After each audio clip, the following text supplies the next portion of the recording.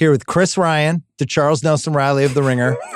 Sent 17 podcasts this week. This is the one that counts, though, man. This is the one that matters. I appreciate that, CR. Big Was. Yes, sir. How are you? I'm happy. Good to see you. You're happy. Yeah, you love this is your time of year. Yeah, it is. Especially like hope springs eternal for all of these teams for at least the next month. And the one and only Rob Mahoney. Hi. Who's somehow breaking down the NBA again and not weird shows on Apple. It's getting weirder. Can he do both? Yeah. We'll find out. What's that new show with Kevin Kline where Disclaimer. Yeah. My mom was like, this best show in a while. My mom's 76. Yep. She hasn't gotten to episode 5 yet, I can tell you. But she likes super weird. So anyway, it seems disturbing. So we're going to do League Pass rankings, which is great because we're actually supposed to do this on Tuesday and fate intervened. I got super sick. But I'm glad we got to see 2 days of games because I feel like this is a better way to do it. Yeah. Now I have a better feel for the season. So shout out to Zach Lowe. Back in the day at Grantland, we came up with the League Pass rankings, I think in 12 or 13. Yeah. We had 5 categories. I went back and read what the categories were. They're going to shape what we do for this. So you can't just say Brooklyn's my number one. Because literally, why would you? Yeah, who did you think would say that? Wait till we get to Brooklyn. All right. Category number 1 is relevancy to the playoff picture. Category number 2 is hoop nerdgasm potential.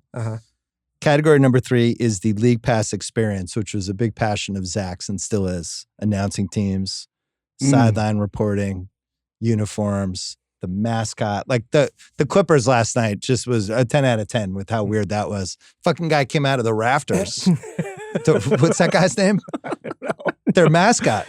Dropped from the Raptors. I actually don't know. Owen Hart style. It was terrifying. I didn't know that was going on. Yeah, they have they're all excited. I was mascot. I was mesmerized by the wall, but I didn't see the wall was cool. All Are right, we sure it wasn't James Harden? He didn't come down? No. Category number 4, individual player appeal. And then category number 5, the most important for all of us is unintentional comedy, irrational affection, and personality intangibles. I'm just going to make this easy. Sierra, I'm giving you first pick. Oh, you are? And we'll just go around. Okay. And there's no snake fashion. Okay. There's no real way to win this. So we'll just get started. You didn't want to do any headlines. You didn't want to ask any Embiid questions. Nothing. We'll get there. The Philly will be mentioned at some point during the pod. And as we hit each pod, each team, we'll talk about, variables like, is your best player ever going to play? So why did they give him an extension when he's not healthy? Those are questions we'll ask. We're not there yet. With the first pick, I'm going to go with the Minnesota Timberwolves. Oh, okay. Explain. Ant is my favorite current professional athlete. Wow. I think even within over Angel Reese in a day and a half, he has managed to already make like hilarious content out of one game where he told Bronny he didn't need to take a shower. I love that so much. He yelled at Vandal, said, "You haven't played in 2 years." Yeah. And seemed angry about it. Yeah. Did Vanderbilt chirp at him? Like, what happened? They used to be teammates. Yeah, so I think it's like just a shit familiarity The factor. Bronny thing killed me. If there was a premium tier to pay $1,000 for season to have Ant mic'd, Yeah. and it was just going into my AirPods, I don't even know if 1,000 would be too high. Like I would pay pretty much anything, and I would just expense it to you. Well, there's a new level with swagger with him because now he played with all the best guys. Yeah. So now he's on the court with LeBron, and he's just like, fine, I'll talk shit with him. Yeah, and LeBron probably together. edited him out of starting 5 a little bit Oh, so that no he didn't question. steal this show. Then you add the Dante piece, which is this weird revenge tour that he's on that seems to be metastasizing beyond even the Knicks, and it's like he's angry and playing hard. I think that they're just going to have like a tougher, more competitive, more fuck you team without Cat. Don't forget the Gobert piece. And there's Gobert. Yeah, there's Gobert just going out there and getting choked out. So I think it's just a really exciting night-to-night team that's going to be in the mix for the title. Just to tear down your team right off the bat. Okay. How do you feel about the thing you love most, watching Anthony Edwards play basketball? Being actively stifled every possession by Julius Randle doing jab steps? Whatever it is that Julius Randle wants to do. You don't like Julius Randle jab steps? I actually, I'm like a big supporter of Kentucky alumnus across the board. So I'm excited actually, because I also think Randle at least is saying the right things where he's like, you know what, I can pass. I've just been in situations where they've asked me to take 26 shots a game. So I'm sure it'll clog up the lane a little bit. I told Waz before we started that I had Minnesota second and I moved them down 6 spots after watching Randall for 2 hours. I was just like, wow, I just don't like watching. Forgot. I just don't like watching him play basketball. Nothing personal. I'm sure he's a great guy. But I bet for all of us, Minnesota's towards the top of the board, right? 100%. Yeah, they're fun. They're interesting. They're going to be good and competing for things. And the Gobert part of it, like having a guy on your team that everybody else wants to dunk on, rockets them up a ranking like this. Also, speaking of Kentucky alumnus Dillingham, I'm like already like. Do we think he's gonna play? When he does, I think he's jumping out of the building. Got you. It would be funny if there was like an actor or an actress like Gobert that everybody who did a scene with them just wanted to destroy them in the scene. Maybe Like, it was like Tay up. Diggs. People are just saying, I fucking destroyed Tay Diggs. Gobert brings something special out of everybody's got a gripe with him. Hates him. Yeah. There's like American foreign stuff with him. There's defensive player of the year stuff. There's inter-French beef. He's just despised. It's bizarre. Yeah. He's the individual version of like Memphis, who like everybody hates. Yeah. As a team. Right, As a group. right. Rudy's just that individual for every single NBA player. 450 guys hate him. I didn't agree with the first pick, but I see you. I see you, CR. I see you. You've been putting in the work, I see you, CR. Chris Ryan. What do you have for number 2, Waz? My number, man, I didn't know I was going to be put in this position. To draft? Don't take the Knicks. You know what? I'm going to go with Oklahoma City. This is the pick, I think everybody's really excited about watching them. It's not just Shea, it's J-Dub, it's Chet for me specifically. I'm a big Chet guy. The new additions, Hardenstein got hurt. A lot of people said I jinxed it because I said on our pod, I said their depth was unbeatable. Yeah. And then he got hurt the next day. What power you have. Well, we I did the over-under. We all did over-lock 57.5, and I think he broke his hand listening to the podcast. Yeah. But I still think they can hit it. Yeah, it's just young guys.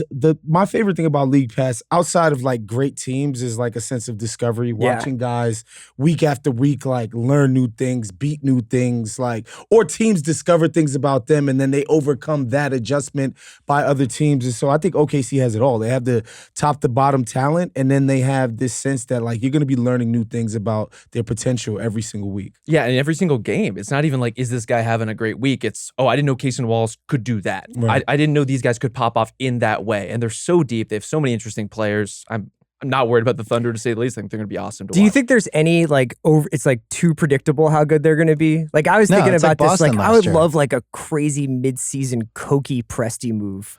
Like trade for Kawhi, like just do something nuts to like upset the apple cart. He's never done that one time in his entire I think the tenure. Hayward thing also probably scared him off of doing that ever again too.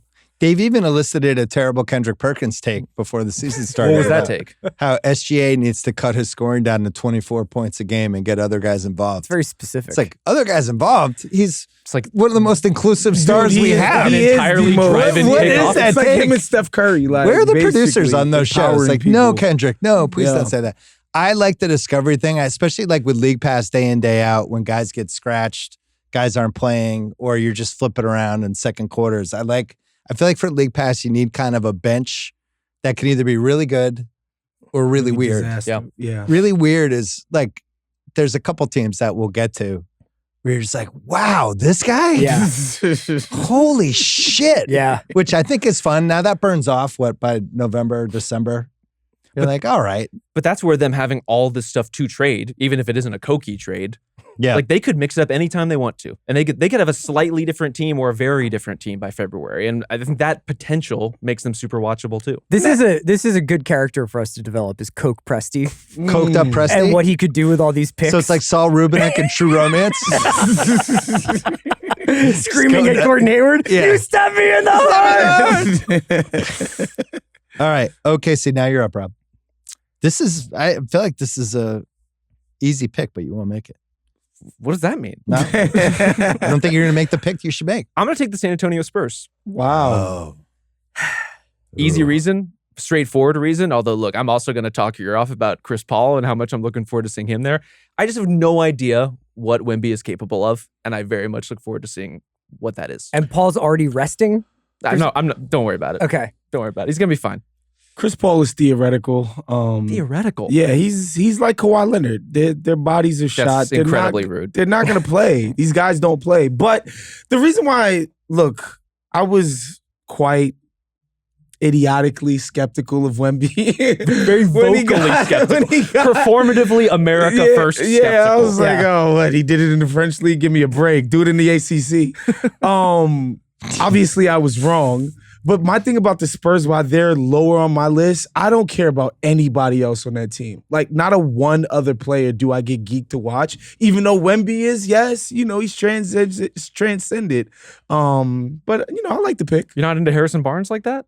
Harry Barnes doesn't do it for me. Poor Harry. No, but Stephon Castle, though, like they do have interesting young He's guys. a nice rookie, so yeah. some pop, some intrigue. Obviously, Sohan everything at that the Wemby. point? Come on. Yeah. Stephon Castle? Yeah. UConn? I hated the feeling last season when you would watch the Spurs and Wemby would have he'd be drawing like a triple-double in the first quarter and then Pop would just go against all vibes and just pull him out for like most of the second or, sit him with just unrepentant, just like we're managing it. It's like people want to watch this guy explode. Let's go. Yeah. I had them in the 8 to 10 range because I'm with Waz. I really only want to watch Wemby. I don't know if Castle's ready yet. But the thing with Wemby is anytime he gets going or makes some crazy play, I'm going to see it on my phone in 5 seconds, right? So all the stuff that he did last year or when he had the 17 points in 6 minutes in third quarter, you start hearing about it as it's happening. You just go over and get it. So I don't know. I still don't know what this team wants to be. They're not going to be that good yet. Yeah, I don't feel like they will. And their over-under I thought was pretty high, but there's some people really going in on them being good. And I just think Chris Paul's too old. I'm with Waz. All of the evidence in NBA history is against point guards, little guys at his age being really good. I don't see it. He's not going to play a ton of games, but when he is out there, he will actually throw the ball to Victor Wembanyama, which is something that they needed. Yeah. And I think I hear your point about the highlights. I think it's well-founded. The thing you will miss is Wembanyama trying shit that doesn't work. And he has some of the most elaborate and incredible, near highlights of any player in the league. The time he jumps at a ball but can't quite block it or goaltends it, the threes he'll attempt. I want to see all that stuff in addition to the great highlight plays. I have Orlando at number 4. That's the team that I should have drafted? Well, I'm not talking down to them. I love the Magic. Here's why. I have a bunch of reasons. One is I think they're really fun to watch. Mm-hmm. 2, Cerruti's here, and I just wanted to make it. He's got a big smile on his face for those at home. 3, watching. I think they're the discovery team this year, along the lines of what OKC was last year. And we were banking on this when we did the over-unders. I know you guys like them too. The 47 wins last year, it felt like of any team in the league, them or Cleveland had a chance to jump. But I loved what they did last night. There was a real killer instinct with them. Paolo is clearly just a level higher than he was last year. And I want to just watch them because I don't know what their ceiling is. I watched last night, and I know it's early. I'm not trying to overreact after one game. And I want to see the Knicks game 25, right? I'm not going to judge the Knicks after one game. Sure. Let's wait till 25. Let's see when Mitchell Robinson comes back. But Orlando's really fucking hard to play. And Cerruti made the key point when we were talking about it today. They can just play well for 6 minutes and go on a 19-1 run. Yep. And you're like, what? They're almost like a football team that can score points in bunches. They're just really scary. I was scared last night watching them for the Celtics. And then the Paolo piece is the X factor for a league pass. He's just going to have nights where he puts up 38 and 20 and 9 assists. So that's my 4th pick. What I like about them too for a league pass team is their style is very distinct. Nobody's as physical as they are. Nobody's as downhill as they are. Their entire core is young guys who are still trying to establish and prove themselves. That's what I really like about Orlando. Yeah. It's you're not gonna watch a team that plays that style where they're just hitting you the entire freaking game. Several teams in the Eastern Conference, especially the favorites, are all kind of on a almost organizational load management program. Where you're oh yeah, you guys are gonna build up to the spring. There's a couple this one, the one that I might pick next, that you're man, every single night I bet you guys are going to go for it. You're all they're going to have to protect these dudes from not playing. Yeah, so I think that's a cool pick. There's also a version of a defense first team that is not that fun to watch. That's a real slog. The Magic are not that. Watch Jalen Suggs play defense. He's flying around. He's hounding everybody. He's going to make every guard's life miserable. Talking tons of shit, but great vibes on the Magic side. They have so many guys who are very physical, but super watchable. Yeah. So one other thing with this from a league pass standpoint, because they did, and they started this last year where they basically show the Jumbotron camera during the timeouts, so you just stay with the feed.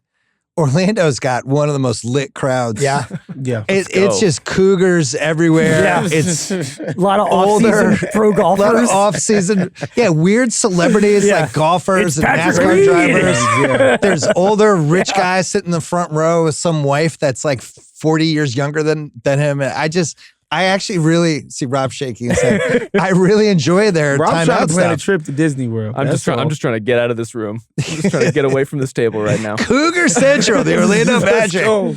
It's pretty funny. All right, Chris, you're up. All right. Number 5 pick. So there's an extra element I'll just throw into one of Zach's criteria there, which is something that's more recent for me, but it is fantasy. And I got Mobley this season. Oh, and let me tell you, small theater sample size.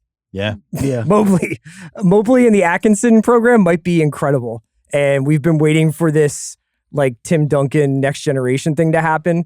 It's only one game. Yeah. But I think that Cleveland looks like the kind of team you want to watch every single night. My stockbroker is still hammering me about my Mobley position. Yeah. Just like we are just overextended. Is it considered insider trading for, I'm also incredibly over leveraged in Evan Mobley stock. Yes. If we talk him up on this pod, is that a crime of some I think kind? it's very smart. Okay. 25, 8, and 3 in 27 minutes last night. And that's the other team that kind of has the look a little bit. Yeah. Like, granted, 1 game sample size, but they did all the right things in the offseason. They got Mitchell to commit. And if you're Cleveland, you can't really afford to be like, we'll start playing hard in February. It's like, no, you guys gotta they have to do it now. And I think Atkinson is bringing just a whole new dynamic. Rob mentioned it on the live stream yesterday where he's like, yo, Mobley, we're going to give you the ball and actually allow you to do something with it. We're not going to treat you like some traditional big and give it to you on the block and think you're going to dream shake people to death. Like, that's not how he's doing. He's just more creative than the last coaches. And I think that's reason in and of itself, even though like it's the whole team is back from last year. If they're just healthier and more creative on offense specifically, then they're definitely worth a watch. I also don't want to let the larger conversation about Donovan Mitchell cloud the fact that he's fucking watchable and electric every time he's on the floor. Super fun to watch. Yeah. Also, especially them against a good team is going to be entertaining. On the West Coast, those Central Time Zone games are very in the sweet spot. If you've gotten home from work, you can throw it on as you're making dinner. You can check in with them. Definitely. Wow, 6 pick. This is easy for me. It's the Philadelphia 76ers. For both sides of it. One, because I do think legitimately when everybody's available, this can be a really good to great team. Just the talent that's available. The other thing, so just on a talent contender, we all know that went on paper. The other thing that I like is that I know for a fact the entire fan base is ready to turn on these guys. The second the second that locked it doesn't and loaded. they are ready to kill these dudes. So it's like both of those elements. Like, do they fulfill their potential? Or do we just watch one of the worst car crashes of recent memory? Paul George had an excuse. He has a bruised knee. Those hurt. That's a 2-week injury. That was a real injury. Yeah. Like my daughter just had that in soccer. It fucking hurt. She was limping around for 2 weeks. You can't, there's no way to heal it. Embiid is healing for my from daughter, the Paul off-season. George. Huh? He's recovering from the Embiid off-season. thing is where... It's hard work losing 25 pounds. Yeah, he lost too much weight. That's a lot of cardio. Yeah. Explain the extension to me, CR. You gotta, I mean, like you're gonna really play, like, show us, prove it to us with Joel Embiid? I don't know. How about, yes. Show me another example in the NBA of that happening right now. As you know, I don't understand why the Clippers did it with Kawhi. Yeah. I don't understand the point of these extensions when you have no idea if the guy's going to be healthy 3 months from now. I'd rather be like, I think they're moving into a new we should have building. extended him. He's healthy. They're moving into a new building and they need to have like a stable face of the franchise. And Maxey, for as much as he's beloved in the city, is not there yet. Like, also, he's awesome. Are we just pretending Joel Embiid's not good? Like, he's hurt a lot. The playoff concerns are what they are, but he's an excellent player who I would be in business with that idea. He didn't look healthy in the Olympics. He didn't look healthy in the playoffs. And now he's not healthy. That's 6 months. Yeah, but you're not playing for now. You're hoping that he's healthy by May. Yeah, that's the example of what I was saying, where it's like, do you really want to watch the Sixers in December? Probably not. Now, I just want to say, no franchise has ever said this before as like a selling point to their fans. we only care about the playoffs. Yeah, Like, no fucking kidding. Everyone cares about the playoffs. Oh, well, this is new theory. We only care about the postseason. Okay, The problem with taking that stance, if you're the Sixers, is that you've never done anything, right? Like, if Boston decided tomorrow, like, yo, we're chilling until the playoffs. It's like, yo, they've been going to finals, he didn't conference say finals. I'm chilling until the playoffs. He said I want to be as healthy as possible for the playoffs, and that means I'm going to try and monitor my body. I don't care about MVP. I don't care about All NBA. The extension is done. It's all about being healthy. I'm just for playing devil's advocate. He wasn't like I don't give a shit until the playoffs start. I just think it's a weird decision to treat the regular season like, you know, when you go to a restaurant, there's the 20% gratuity automatically, and then they're like, you can put a +3 if you want, and it's like that's how he's treating the regular season, like that +3. It's like it's optional. Like I mean, it's not that important. The gratuity is happening already. All right, it's just like I don't care. That's what it feels like, and it's. With a brand new roster construction, again, like I bring up Boston because they've had sustained success. It's like conference finals all the time for 6 years. So if they're like, look, we get the regular season. We're worried about getting to our final destination. There's credibility there. For a team that just got constructed to be like, we're going to figure out what kind of team we are in the playoffs. That doesn't make any sense to me. From a league pass perspective, here's what I'm not looking forward to is this exact conversation every time I see a visiting or an opposing last night, broadcast. they didn't make one of the 3 TVs for me last night. It's like, I don't It was a national game. watch Andre Drummond. No, thank you. I'll be tuned in as long as 2 of the big 3 are in. Did they get bumped off for Tubi? No, I had 3 other games. Okay. You can get league pass on 3 different outlets. Quad box so I had now, all 3. Rob, you're a conspiracy guy based on some of your TV watching. Wow, okay. This is like an Apple TV question. Is this just an excuse and Embiid's not healthy and this is like they sat in a room for 5 hours and they were like, let's do a whole, we only care about the playoffs. We just want to get him ready. This like, is one random quote maybe that he he's made. just You guys not, are making it sound like maybe he's like, not healthy. They're not putting up billboards in Philly that say Sixers, just wait for the playoffs.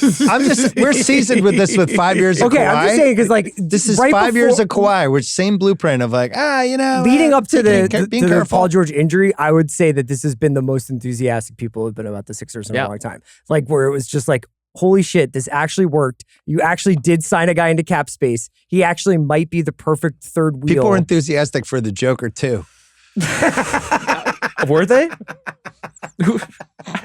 He drafted him. You know what I mean? Like I feel like I have to defend these guys. No, look, again, like I said, as long as Joel or Paul George on the 2 of the big 3 and Maxey, I'm going to be interested to see how those guys work. Yep. Particularly Paul George around Joel Embiid, because he's never played with that kind of player before. And Joel's never played, well, he had the 1 season of Jimmy, but he's never played with a wing that's he's never had a wing dynamic. that's also like, I'm happy to be like the beta here. Like Jimmy was obviously like, you know, he would go in and out of like wanting to be like the playmaker. I hate this.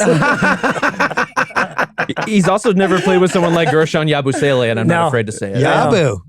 Fun guy. None of this is passing the smell test for me. Okay. None of it. That was Waz's pick. That's my pick. I think they're putting too much pressure on Maxey because now Maxey is becoming, it's like when I remember writing about this a million years ago. It happened with David West in New Orleans. Everybody talked about how great he was so often. It was like he somehow became overrated by not doing anything.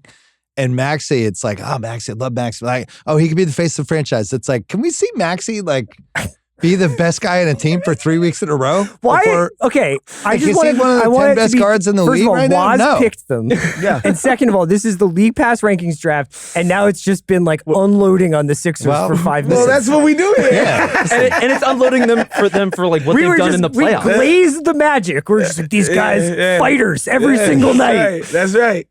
That's right. But I think, to me, again, I think the human interest of it appeals to me. Okay. Like Joel's story, Paul George's story, even, Daryl's story, right? Like the way this team is put together and how all in it feels. Like that's compelling to me. So I'm paying attention. It's a burn the ships team. Do. Yeah, man. For sure. Good luck. We're going to take a break and let's see our regroup. All right, coming back. Somehow we've only done 6 teams. Rob Mahoney is up with pick 7. I'm going to take a team that is in close games all the time. Usually because they're blowing lots of leads. At least that was the case last season. Also, crucially, on the league pass side of things, as Chris pointed out, I'm going the other side of the time bracket. Right. West Coast, kind of a tough slot this year. Not a lot of teams I'm super invested in except the Sacramento Kings. Give me the Cardiac Kings. They found every way to blow games last year. Now, let's put DeMar DeRozan Let's have a closer. Let's have two of the best closers in the league between him and De'Aaron Fox. It's a weird basketball fit. I want to see if it works. They have an overall alignment that I think if they put two of their stars on the floor at all times could be result in like really high-level baseline play all the time. I'm excited to see it. I'll be committed to watching them all season for the fun factor. And again, because their style is so distinct, even though I know that they will not do anything in the playoffs as constructed. They may not even make it, to be honest. Right. I don't but know. It's just the visceral like feeling of watching these guys play so fast and be committed to that style that like every single team every year says, yeah, we're going to play with more pace this year and like never does it. But Sacramento's going to actually do it and deliver while playing absolutely no defense. But I'm still here for it. They might be the most entertaining team on the West Coast. You're right. Incredibly. They were entertaining last year. Yeah. And now the DeRozan thing makes it even better. I feel like we can't lose with the Kings because if it doesn't go that well, then it just becomes De'Aaron Fox trade machine time. Oh, yeah, because he didn't sign that extension, right? Yeah, let's go. Let's start making up trades with him. Coke Presti on the phone. Coke Presti's like, hello? What's the Scarface thing where they're like, Tony.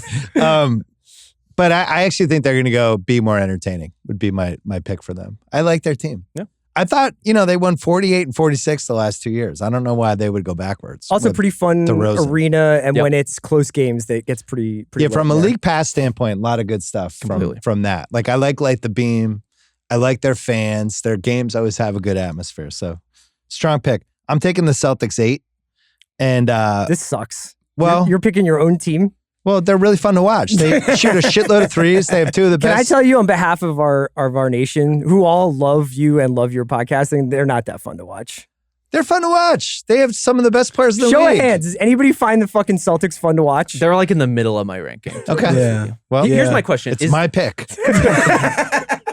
Is there anything left to discover that we don't know? Yeah, so I'm going to make the case why they should be you higher. had to ask this.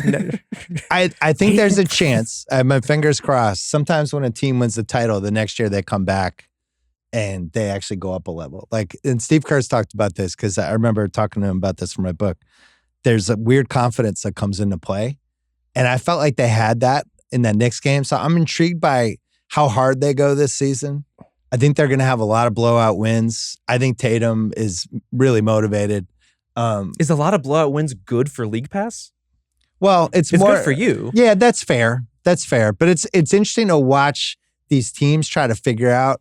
They're just bouncing around the schedule. Every team has these weaknesses. And then they come in and the Celtics have 43s in the first half. These teams, they almost don't know. It's almost like in football when you play those teams that are just throwing it every down. You're just like, what's happening?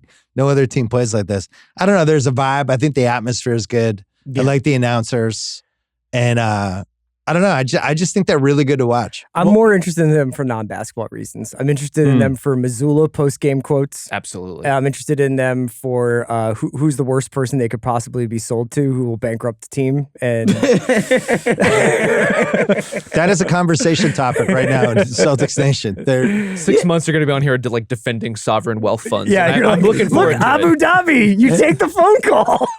You can't judge. Shouts to MBS. Yeah. But no, I actually, on our show yesterday, I think the Celtics could win 70 games this year. I really do. I think there's enough fuck you factor to Tatum with the Olympics, Brown with the Olympics, Joe Mazzulla, who nobody respects still, even though he just won a championship. I think legitimately these guys, this like nobody believed in us and nobody respects us. Like Jordan just completely made it up out of thin air. It wasn't true. With the Celtics, it's true. Yeah. Like, they've been legitimately disrespected, especially on an individual level. So I could see them chasing 70 wins or even trying to break the record. And they got the talent, they got the continuity to do it. I really do see them as like a 2016 Warriors type. Yeah, if they hit that streak in the middle of the season where it's like the Heat when they were on their run, or even the Rockets where that'll it's like be interesting. 18 regular season wins in a row, like we're locked in for 19. Like we want to see if they can pull that kind of stuff off. One thing, I forgot to mention this in my league pass case. They've mastered the regular season, I think, out of all the teams where they'll just rest one guy and then it'll be like, Sam Hauser, it's your night. So this is cool, Peyton right? Yeah, it's cool in the Celtics. Here you go.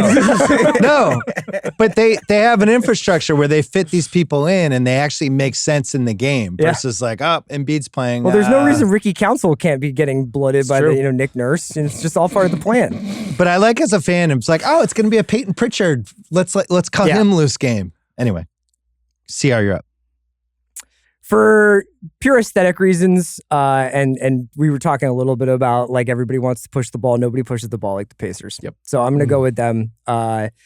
Matherin's back, which is the kind of thing you say on a podcast, but I actually love Benedict Mathurin. Me too. He brings a little bit of that crazy fuck you energy to the games. Halliburton presumably does not have a hamstring injury right now, and they're just a really exciting team. Is he going to be good again, or are we just, that's never happening? Here comes Justin Variety. They just went to the conference finals. Like, yeah, but that was kind of like a fluky Blazers run. There's some flukes involved, but he was still good. Like their offense was still good. Yes. And he's driving their offense. So is he going to be good again, though? When we saw him at in-season tournament, like he was MVP level, right? And that's when I was really like, when I saw it in person, I was like, damn, like that's when I really joined the Halliburton train. But ever since he came back from that injury, he has not been that dude that was like doing the Dame time to Milwaukee and like showing everybody up and just destroying people. So I think the level that he got in certain games against the Knicks is still a high quality all-star level guy. It just might not be every single night. He hasn't been MVP level like he was very early on. Yeah, his first 2 months, he was one of the 4 best guys in the league last year. It was crazy. Even yesterday, so I was watching Mathurin had a look in his eye like, I'm here, guys. Yeah. I was the missing piece last year. A very clear out for me. player. Yeah, he really what is. was the video over the summer of him like dominating Carmelo's son and like talking shit to him? I was like, this is the sicko stuff that I love is when NBA players like, I'm not even going to let you get like an Instagram reel off me. He's one of those guys who takes, he takes the no, it's Gilbert Arenas, this kid. He takes the challenge of being like really good seriously. He dealt with a lot of nagging injuries last year, but a lot of times these guys we think in the second year it's going to happen. And then it doesn't. And then, ultimately the third year becomes the year that they take that proverbial leap. They also have so many young guys. It's like, is Mathurin going to pop? Is Nemhard going to take a step forward? Smith, is Jarris Walker going to give them anything? Like, I want to see what all those guys can do. Or is Jarris Walker a bust? What's TBD? going on with him? 2 other things with them. They're a good opponent. Mm-hmm. They bring out really fun games from the other team, and I like their home court. Yes. Like for League Pass, it's just fun to watch games there where the fans seem really close to the court. It's like the only thing, it's like the field house. It's like almost like this throwback thing. And so it also goes along with like McConnell pressing guys for the entire full court. It's like, it's just, they're fun games to watch. Fun timeout stuff too with them. It's like, Pacer fans, let's honor Bob from Bob's Hardware Store. Shout out to Bob. Available for 60 years. Selling the best hardware in Gary, Indiana. Bill, your Heartland voice is perfect. Thank you, dude. Appreciate it. All right, you're up, Wes. I can't believe they've lasted this long. It's Luka Doncic, the favorite to win the MVP, the Dallas Mavericks. I think Dallas is going back to the finals. I think Luka's going to win the MVP. I think they've constructed an even better roster around him this year, around the edges. Klay Thompson is one thing, Najee Marshall is another. But I think also just going that far in the playoffs and learning what it takes to actually win, at that level, I think Dallas is going to level up this season. And, I'm excited about Derek Lively. I think I'm over the moon for him in terms of his potential. And I just, and the Kyrie thing, of course, is fun. The twisty layups and the handle and all of that stuff every single game. But really, it's Luka who, I was joking to Rob the other day. Like, my first next LeBron was Giannis. Then it was Jokic. Now it's Luka. I really do think Luka is the next LeBron and is poised to, like, really make this thing happen. I have nothing to add. I think there are guys, look, there's some people who I think are turned off by Luka's style, like how much he has the ball in his hands, how much he creates. I am turned off by Luka's style. I can't connect with that. I think in part for me, it's like the longer his possessions go, the more dramatic they feel. Like his passes are so exceptional that I'm just like waiting to see how he gets himself out of the straitjacket. I think it's awesome in the playoffs. It's a little bit of a tough beat on a Tuesday night. I hear you. And that's where you hope that the Kyrie factor, like the space they'll have with Clay, everything lively is going to be popping off this season. That stuff will help. It's a tough beat for PJ Washington year 2. Now that it's not a new team anymore. Yeah. It's like, oof, 6 months. I'm going to just be in the left corner. hoping I get past. So are you kind of like completely neutral on this team? I don't love, listen, I've talked about it before. I don't love the heliocentric. Yeah. Harden to me is like my idea of hell to watch. Like I didn't go last night. Granted, I was sick last night, but I just don't want to drive 45 minutes to watch James Harden have the ball for 2 hours straight. It just sounds horrible. Nothing against him. Some people like it. That's not what I like. Nothing against him, but no, I just don't like that style of basketball. But Rob makes a good point. Like other people see it as like, this is amazing to watch this person solve all of these machinations off this same thing over and over again. I just don't personally like it. They've made a lot of advances at the Intuit Dome. It's like a new experience. I would love it if James Harden got a notification every time you're coming. So that he's like 23 seconds at the top of the key.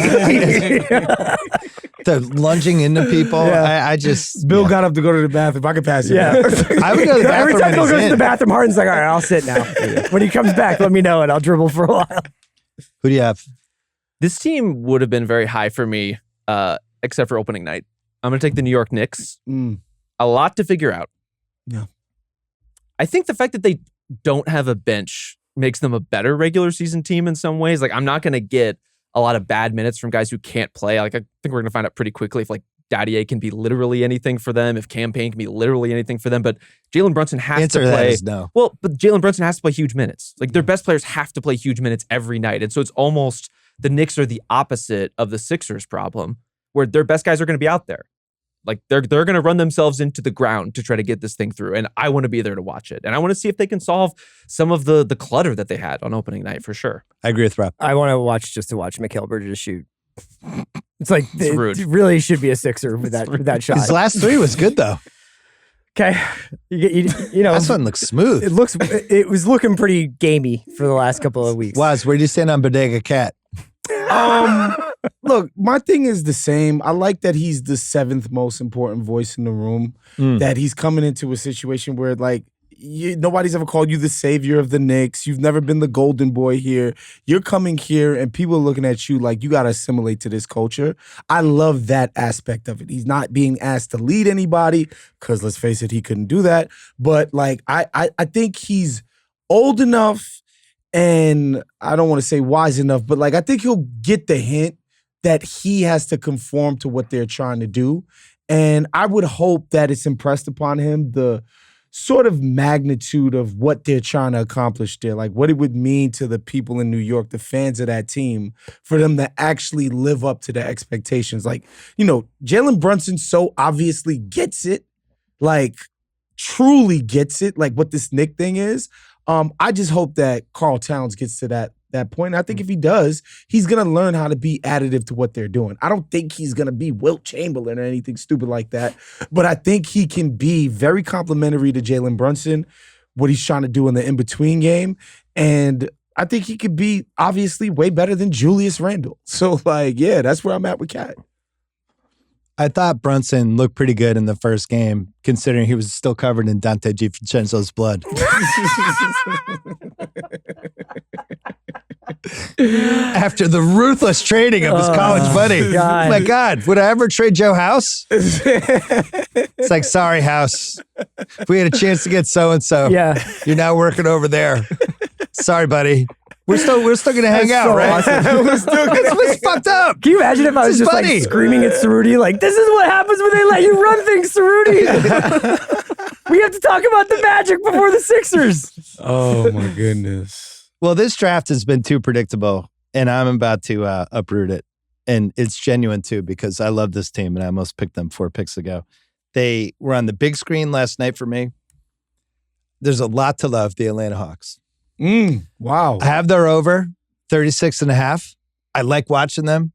Trey is just like, thank God DeJounte Murray's not here anymore. Yeah, the vibe change was crazy. Incredible vibe change. Lobs galore.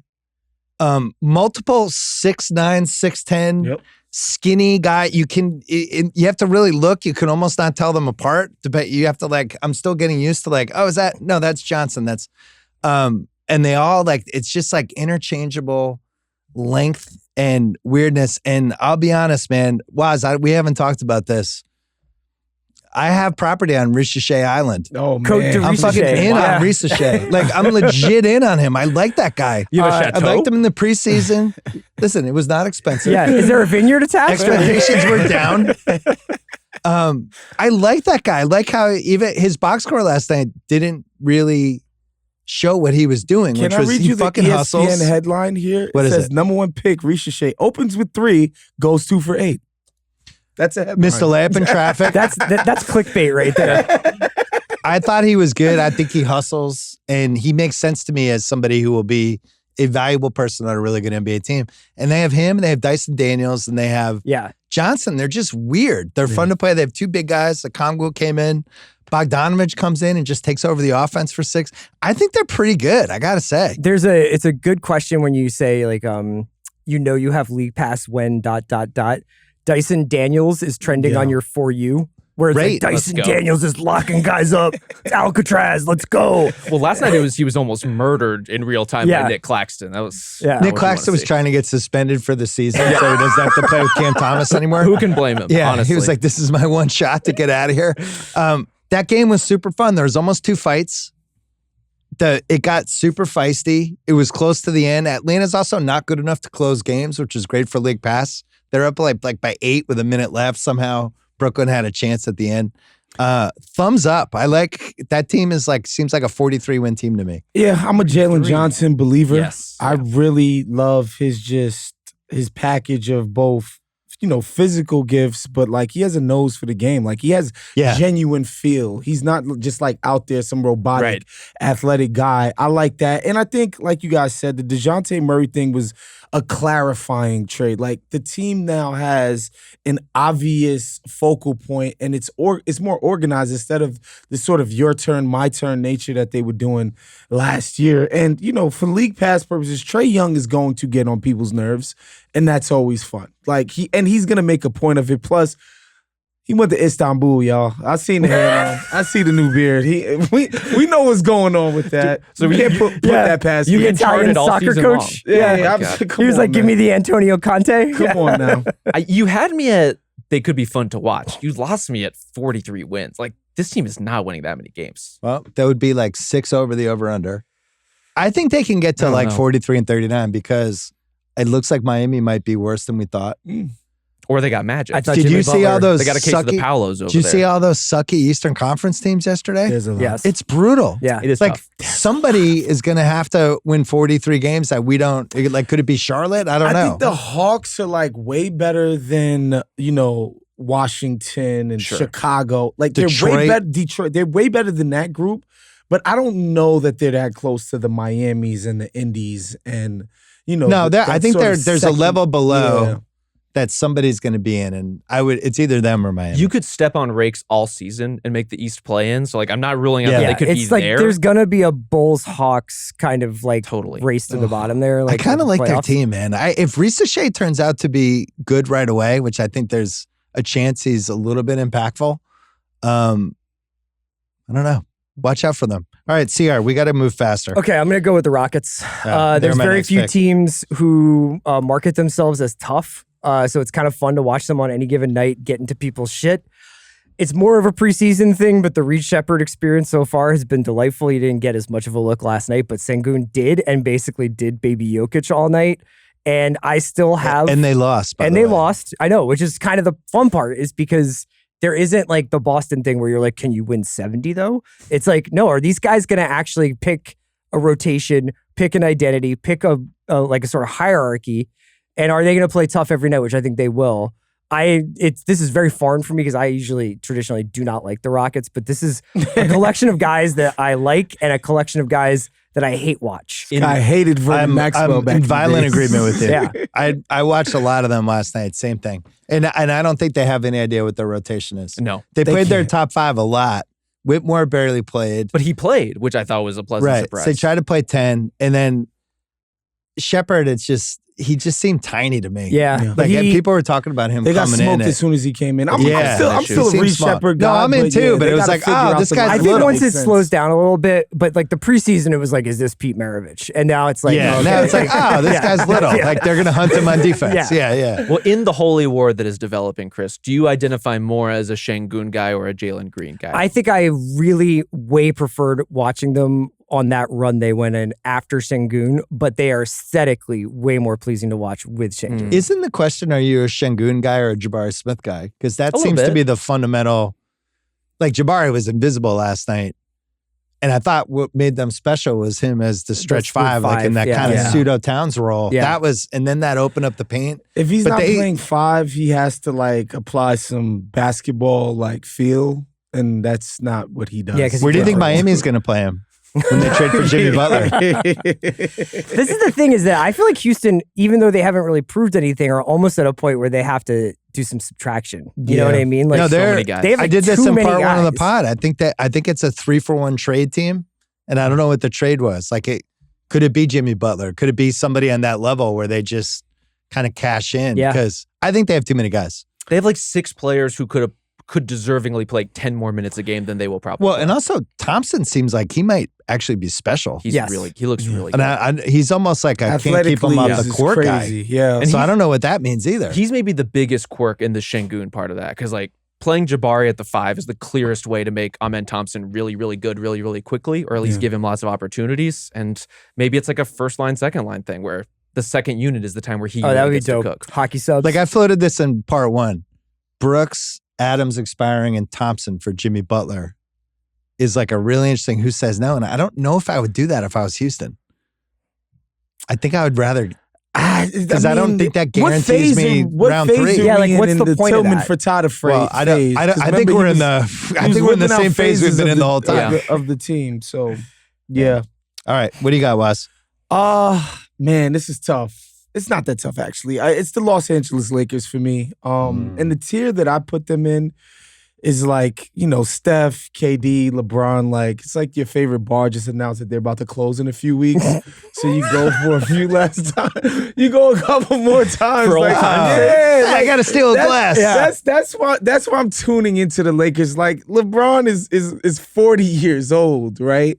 So like, for that reason alone, and then Quad has kept the Lakers have been one of the most hilarious teams to watch in the league for like 2.5 years now. Like a bunch of blown leads, like dissing the coach for no reason. After both Vogel and Darvin Ham. Even though we lose that element with JJ, the players won't be sniping at him, but the JJ media interactions are going to be entertaining. Would you see his first in-game coach interview? Yeah, I did not. He gave like a 1.5-minute long answer. It's like, JJ, one sentence and out. JJ's like, here are the 4 things I thought went well in the first 3 quarters. Then he did the post-game thing where it was like he had just gotten out of the shower and he was like, I'm writing a letter to the league requesting that we use worn basketballs. Yeah. I was like, you gotta fucking take it easy, man. Like, I gotta say, a long year. Granted, we're watching on TV. I was pretty impressed by him. I mean, their team. He seemed really locked in. He was locked in on the refs. They ran good plays out of timeouts. I thought he handled the Bronny thing as well as you could have possibly They handled did a really that good job situation. just being like, we're doing this, we're getting it out of the way. Yeah, let's get the fuck out of the way. There's not going to be any LeBron watch. They really ran through Davis. Like they weren't beholden to, all right, cool. LeBron, it's hero ball time. And they're using Connect in the right ways. I thought he did a good job. We also, with League Pass standpoint, you get the celebrities and the shots during the timeouts and just you get a taste of how fucking weird LA is every time out. Yeah. Do they count as a League Pass team if they're going to be on national TV every day? It's an interesting. Well, it's a soap opera because they're going to lose 3 in a row. The first passive aggressive D'Angelo Russell. Oh, he's available. That's going to happen. First time LeBron's like, I just work here. Yeah. I don't know why I only took 8 shots. You have to ask JJ. Yeah. So we'll have all the roller coaster ride of that stuff. I love that stuff. Who do you have, Mahoney? Easy one for me, Memphis Grizzlies. Yeah, this is next for me. Love watching John Morant play basketball. I'm a simple man, simple pleasures. He does incredible shit. Down the stretch last night was nice. The up and unders, the dunk attempts, the way to intercept Who the fuck was steals the out of white midair. guy? Which guy? Huff. Where'd he come from? I cover basketball for a living. I was like, who's this? And he was on 2 teams the last 2 years, but never really played. Well, I know Waz he was in got crunch time. Huge Santi Aldama game too. Yeah. I know we're locked in on that, Waz, of course. Yes, yeah. Huff, you could have told me 30 countries, Yeah. and I would have believed any of them. But I think he's from here. I think he is from here. Yeah, I'm with the job part's fun to see how it's going to play out, whether he can get to where he needs to go. Scottie Pippen Jr. 22 minutes last night. He's legit. I think he's a legit back. He's a legit yeah, I player. think He's a legit guy. I really like a lot of their players, and especially once Gigi Jackson and Vince Williams get back, there's just like a probably lot gonna of, have a little bit less J Huff though once those guys get back. That's gonna be a tough blow for Bill. I wish he didn't have a first name. I just think he Just should go Huff. You should get yourself a jersey, a Huff jersey. Huff. Marcus Smart looked a little doughy to me. Just going to mention that. That's Wow. I don't know if it's age or what. Well, they were playing 13 guys. So Wow. it's time. swole. Yeah. I don't. Is Marcus Smart not gonna be in the Celtics Ring of Honor? Oh yeah, you guys are not going to retire his number? no. You guys aren't gonna. Is he gonna get like? We all have a lot of affection for Marcus. I just thought he looked big. like he put on like weight. I'm not saying he looked fat. I'm saying he looked like probably he, like, celebrating put on, that like, Celtics title. Yeah. muscle. Also, Memphis barbecue not to be trifled with. Yeah. Let's all be honest about it. Would like him a little leaner. I'll make this quick. I'm taking Denver because of Jokic. Yeah, That's easy. it. that's easy. We don't need to discuss them. Although it is fun to watch whatever the hell's going to happen with their bench and see if they can figure out whether they can find 8 guys who can play consistently. But Jokic, this will make me mad this year that his team around him isn't better because you have this incredible asset and he has no bench, and they were trying to do the thing where they were much smarter than everybody and we're going young and length. And it's like, you know what helps? Some fucking players that could come in and play well for 15 minutes. Can you just find a couple of those? The thing about Jokic too, like he doesn't strike me as a guy who's like reading the press clippings and is like, oh, Denver's gonna stink this year. He doesn't care. He's just gonna go out and do what he does. He's like, people write about this? Yeah. Right. You guys like this? Yeah. I just have a bad feeling we may get to the point in January where it's like the Facu Campazzo Nuggets vibes. It's like, why is this guy out there? Yeah. Yeah. Why is this guy The in the rotation? Michael Malone like performance art of like refusing to play anybody under the Just age please. of 26. Yeah. Julian There- Strawther, Hunter Tyson, like let one of these guys play. Let Yeah, one of them it could play. be like an amazing Jokic year where he's just like, all right, get on my back, everybody. I'm just going to make chicken salad out of chicken shit again. CR, you're up. I'm going to go Pelicans, a.k.a. Philadelphia South. DeJounte, I think he had 10 assists before he fractured his hand last night. Crazy. Zion Williamson out for These guys probably should have gone higher. Bill Simmons flu. But as far as like watching on League Pass goes, Zion still is one of the top 5 reasons to watch basketball when he's on and when he's playing. It's just so fucking fun and interesting. They have fun bench guys, too. And they I have like fun Messi. bench guys. Yep. They have I like Hawkins. Yeah, Trey Hawkins Murphy, obviously. is really good. And yeah, I think when Alvarado? Murray comes back, the fact that they don't have a center might be an issue at some point at this It season. seems like it could, yeah. But I love how like freestyle it can be, and Willie Green can throw all these different combinations. And if you get Zion out there, it's worth watching alone. Plus, we're on Brandon Ingram watch. That's right. Yeah, he was good last Entering night. year 6 of it. Yeah. No questions. Obviously, he wants a new deal. Good luck. He was so clearly on the trade block this entire summer. Well, shit, last year too. But yeah, I'm interested to see how he responds to that. Could that be a Coke Presti phone call? No. No. The shot. Don't do it. He's too ball Don't do stopper. Yeah. I think he's more of a somebody's had a chance to compete at a really high level and their best player got hurt or their best scorer got hurt Or like Sacramento's Yeah. like, we're Yeah, desperate now. Let's do Like, something. Why would you get Brandon Ingram when you have DeMar at home is my problem. Like, It's tough. From I a don't league get it. pass standpoint, I just want to point out the New Orleans is kind of a bummer sometimes. Yes, sometimes there's 14. The crowds are awful sometimes where you're just like, Jesus Christ, guys. Like Minnesota's in town. Yeah. Jose Alvarado is a guy that's a soft spot, Christ the King guy, Puerto Rican guy. If you grew up in New York City, Olympic hero. You absolutely know a Jose Yeah. Alvarado. And so, love that guy, root for him. what I love about the Pelicans is we're talking about all these other teams in the sense that like we're all going to watch the same version of the Sixers, whether they're healthy or not. When you watch the Pelicans, there's like your version of that team within them, the 5 guys that you like playing together. They may not actually get that much time on the floor as one unit, but everyone has their version of that roster that they like. It's just a matter of whether they can get enough run or not. This is another team that feels like it's not going to be the same team in February. Like something will be different Something about will them. have gone very wrong if it is. All right, we're going to take one more break and then Now we're entering the most exciting part of the podcast. There's only 7 rounds, and 2 teams will not get drafted. Who are the 2 teams that are going to live in ignominy, not getting drafted in the League Pass draft? That's coming up next. All right, come back. Rob Mahoney is up. I feel like we're in a very simple part of the ranking now in the draft. I'm taking the Milwaukee Bucks. They have Giannis on their team. I will watch him play every game that he can play, watch him run through the wall every time he wants to run through the wall. I know they have their issues as a contender, but as a regular season product, Dame and Giannis is pretty great where I stand. Dame with a summer workout regimen too. Can Dame go from being once a week to twice a week as having good games? Look, which is, if he does, they're going to be fun to watch. It started off slow, and there was little grumblings in the room that we were watching the game. Like, can you believe they gave up Drew Holiday for this? And then he's drained like 4 threes in a row from 30 feet away. And it's like, oh. Yeah, that's why they traded. Those were partisan gripes. That were being made. We know. Those are partisan gripes. Yeah, we don't need to do too much on Milwaukee, but the Doc coach interviews are always fun too. Yeah, Doc, what happened out there? Oh, you tell me. We were terrible. Not sure. Apparently we're not playing defense tonight. He just doesn't give a shit anymore. So I'm up then. Yeah. Who do you think? All right, I got to rate. I just got to keep track of this. Okay.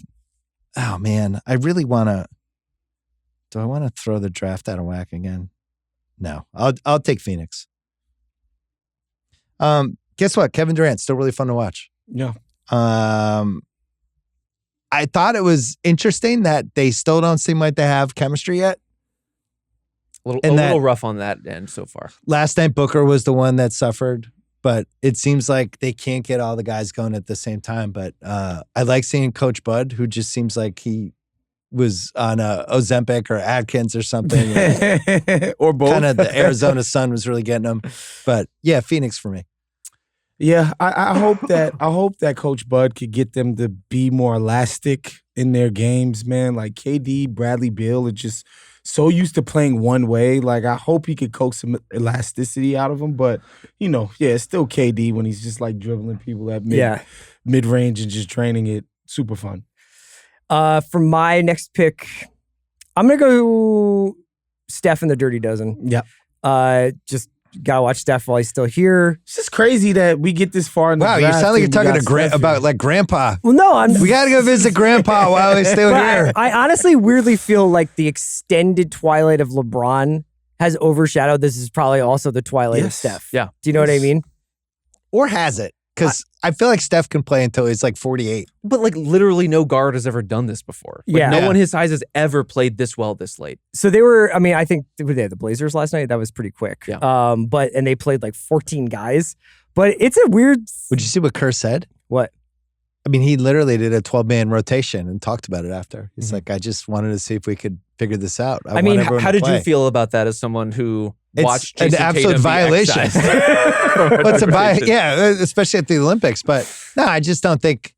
I think you can play 12 guys during a season, but during an actual game, it makes no sense. You've played basketball. Occasionally, you're just not playing enough. It's stupid. Yes.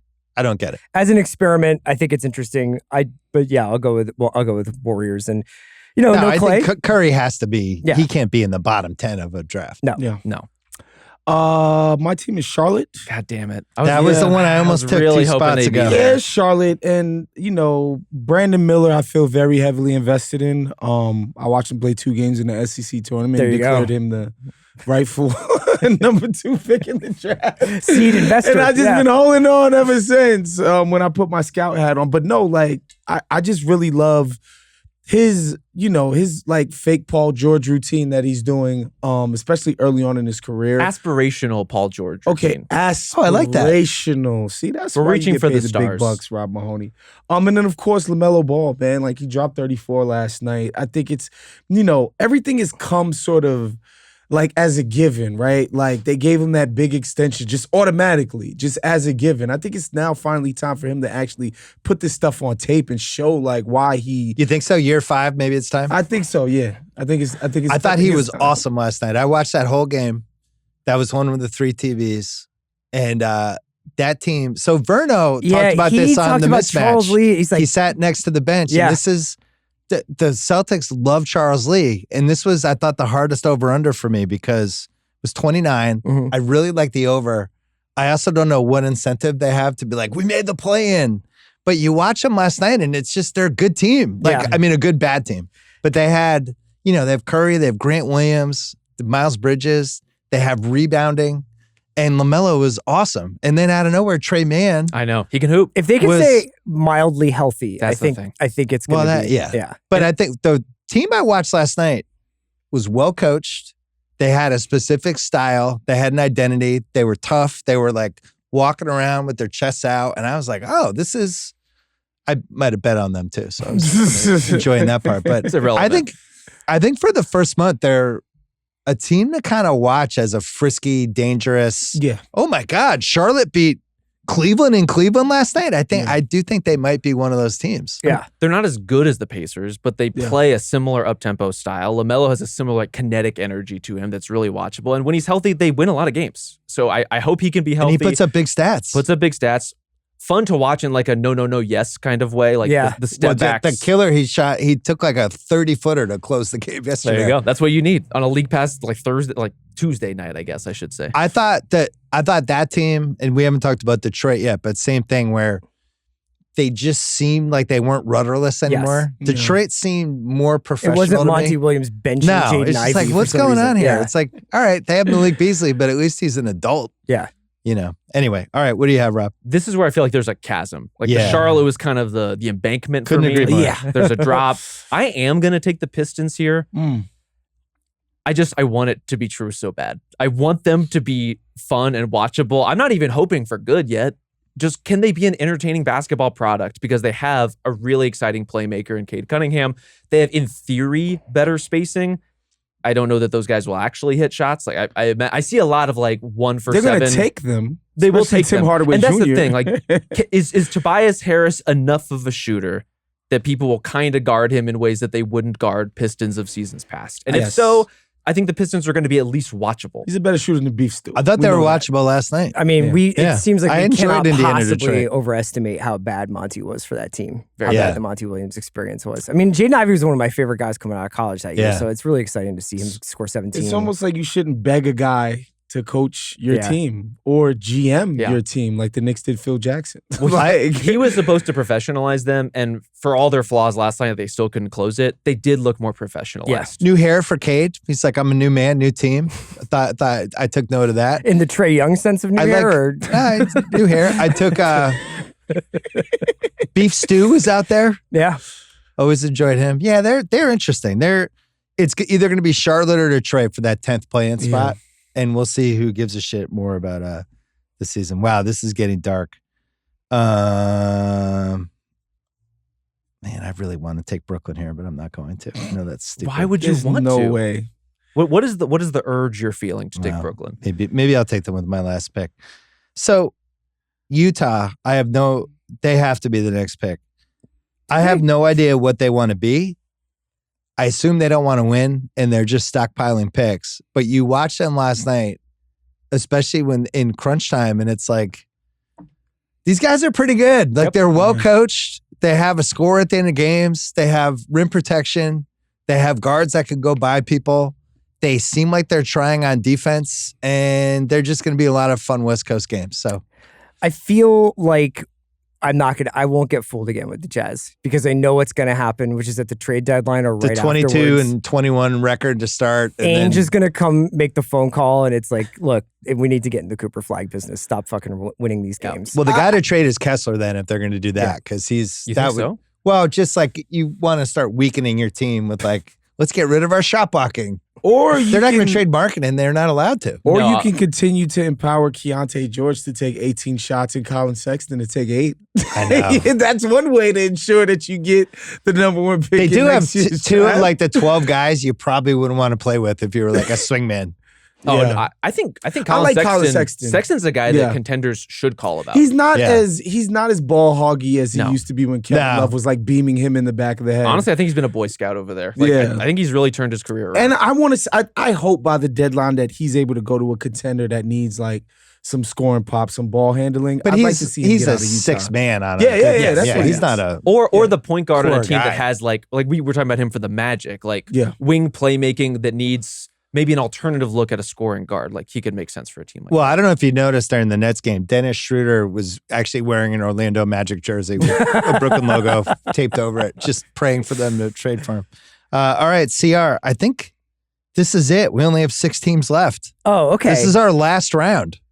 So I can't wait to see who doesn't get drafted. All right, this is in the spirit of 2012 era real heads kind of league pass, like possibly stoned, watching on your couch, looking for almost abstract art in your basketball. And so I'm going to pick the Blazers. Yeah. Because is Scoot high on his couch watching abstract art while he's playing? Who are these guys? Is Denny for real? Like, how many centers do they have? Is Klingon going to be like what he was in the preseason? Also, they might go 0-15 to start the season. Yeah, how many player pods is Chauncey Billups going to do where he's like just being like, I hate all these guys? So I'm excited for the Blazers experience, and it's like often the last game ending on the West Coast. It's kind of fun to just be like, yeah, it's just me and 7 other dudes watching this Blazers-Kings game. Chauncey's agent's like, yo, if you can get out of your contract right now, NBC and Amazon are looking for guys. We got you. You got to get out now. So I'd play Scoot 48 minutes a game and just tell them to clear out. I'm a big Anthony Simons guy, so I'll always enjoy those minutes, particularly on this team. Dominating, just being happy to be wildly overpaid. You got I love when he takes threes. Yeah, finally got a mattress. So yeah, I think you have to pick one complete shit team, and it's for me, it's the Blazers. Oh, I have a different shit team. But Simons, I think, is another fun contender piece. Yeah. I'd like to see him on Orlando. I don't know if they, but they need somebody like that. For a year and a on their half team. now. Yep. Yeah. All right, Wes, who do you have? We disrespected this team by not picking them. I'm picking the Miami Heat. Sure. Like, come on, man. It's Jimmy Butler, it's Bam, Jaime Jaquez, Jovic. Don't you feel like this is like season 11 of this TV I know, show? Yeah, it's like Virgin River still on. Like it's Grey's Anatomy at this point. I get it, but I'm gonna watch them when they're on, right? Especially over the teams that are left on this list. So yeah, Miami, they're gonna be well coached, if not very fun. And yeah, I can't in good conscience pick any of these other teams left. That's the thing. The alternatives are very, very bleak. So thank you for that. I appreciate it, Wes. It's fair, and they'll get going at some point. But I probably my least favorite stadium announcer timeout situation of the crowd. I people was showing up at 8:25. Play-by-play guy, but I'm not. You want to pop that off? No, the Heat culture, it's like an infomercial. Yeah. It's not a very fun experience. It's fun to have them on a small TV with no sound. Rob, who do you have? I feel terrible about all these teams. I will take by default the Toronto Raptors. Oh, interesting. The RJ Barrett renaissance is upon us, my friends. Yes. I'm eager for him to get back in the mix. I think it's like week to week right now, which is not what you want to hear coming into the season. But I identify as an Emmanuel Quickley guy. Yeah. I love watching him with a little more room to work. I think we're all eager to see what Scotty Barnes can become. Are you one of those hipsters who think Scotty Barnes is like the prototypical NBA player? I'm not. Okay. But I am invested. I'm invested in the greater project. Got you. I don't want to watch them at all. So this is the Mr. Irrelevant pick you've got here. You're telling me you would take Here's Brooklyn the thing. over I this. fucked up. We skipped a Waz pick.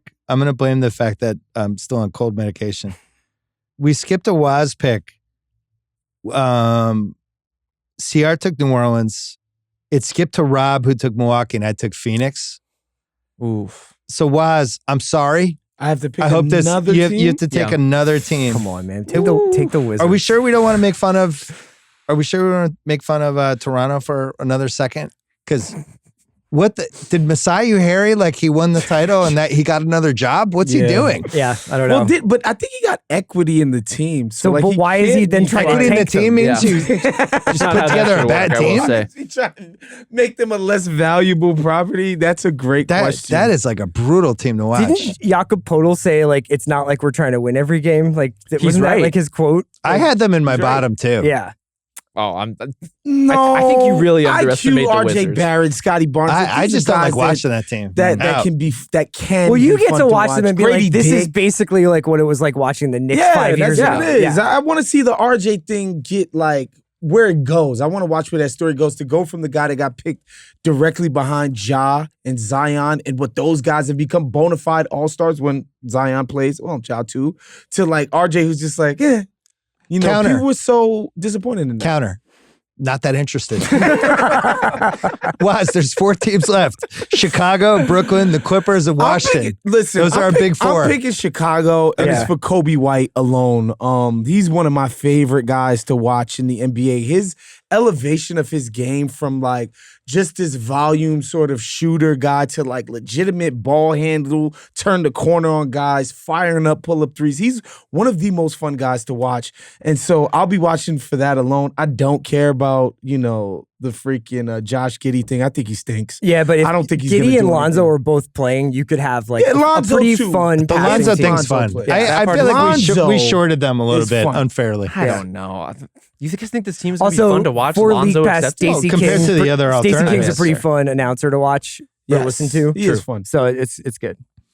Well, I was hoping they'd still be there at pick 28, Do it. and they are. Do it. The Brooklyn Nets. How many shots did Cam Thomas take I was yesterday? absolutely riveted by them last night. Ben Simmons, who actually looked pretty good. I did Don't do something this. on part 1 Don't do about. this. I think it's a little showcasing. Nick Claxton was like, I got paid. I also don't want to be here anymore. maybe I could get ejected right away. The Cam Thomas thing is the funniest League Pass subplot of the season. Why is this? Why do they let him do this? This is like the NBA I grew up with in the late 70s, where guys were like, I'm coming in and I'm shooting every time. I'm shooting every time. He might actually lead the league in scoring this year if Luka decides not to score less. There were FanDuel odds on him. Really? Yeah. He might score 30 points a game. He will not score. shoots, He will not score. he shoots all the time. Whose idea was Nobody this? else shoots in this Cam team. Thomas's idea. I But can like, assure you. why is this happening? Like he could lead the league in scoring and not make the All-Star team. Like There's zero chance Yeah. he makes the All-Star team. Oh, not only will he not make the All-Star team, they might just have to send him home so other guys can shoot. Isn't this basically like why? Like how many Nets have just been like, please get me out of here because of this? So- Nobody wants to be there. So Rob scoffed. Yes. I can't even feign enthusiasm scoffed. for this team. I can't. No, you scoffed at the Cam Thomas scoring title? Yes. Right now, he's the 7th highest odds on FanDuel out of all the Wow. players in the NBA. I feel legally 34 to obligated 1. to inform everyone listening to this podcast. do not make that bet. Luka, Are you sure though? I'm No, so listen, sure. let me go through it. Luka's the Do not make favorite, that plus bet. 145. Embiid's plus 390. He's not going to play 55. He won't qualify. Shea, Giannis, Brunson, Edwards, and Cam Thomas. He's literally on FanDuel right now. Cam Thomas. How many coaches now have gone through the process of like, I'm here now and like I've taken over for Jacques Vaughn or whatever, and like they still just let him have green light? Well, the other piece of it, when he doesn't get the ball late, he gets visibly mad on the TV, which I love. This is the NBA. This is all these latecomers, and like it's a friendlier brand. Yeah. And all that. This is the NBA. This is what it was. These are my roots. This is the '90s coming back, where guys just being like, I'm shooting 30 times. This is J.R. Ryder in Jordan Minnesota being like, Crawford, I'm fucking shooting every time I get the ball. I love it. And the Simmons thing is really fascinating because there's moments where, he was all NBA 4 years ago.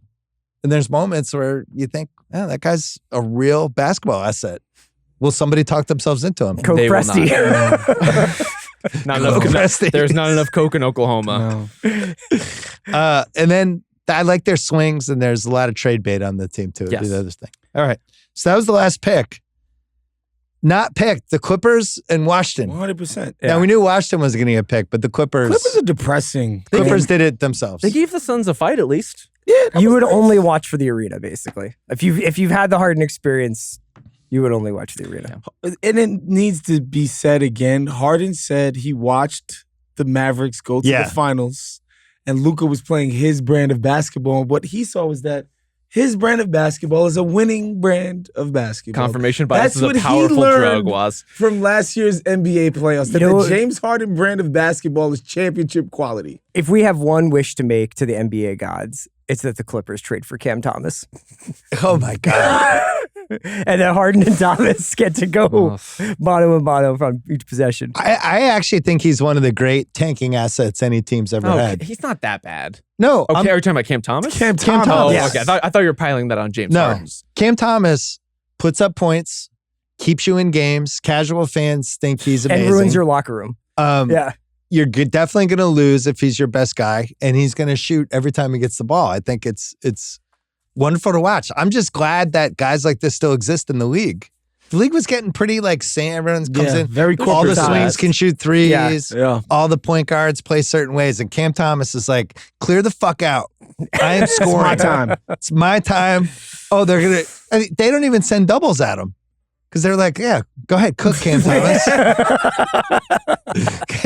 Take it, shoot We'll again. give you 70, man. It's okay. I love that. I really enjoyed watching them last night. Anyway, that's it for the League Pass draft.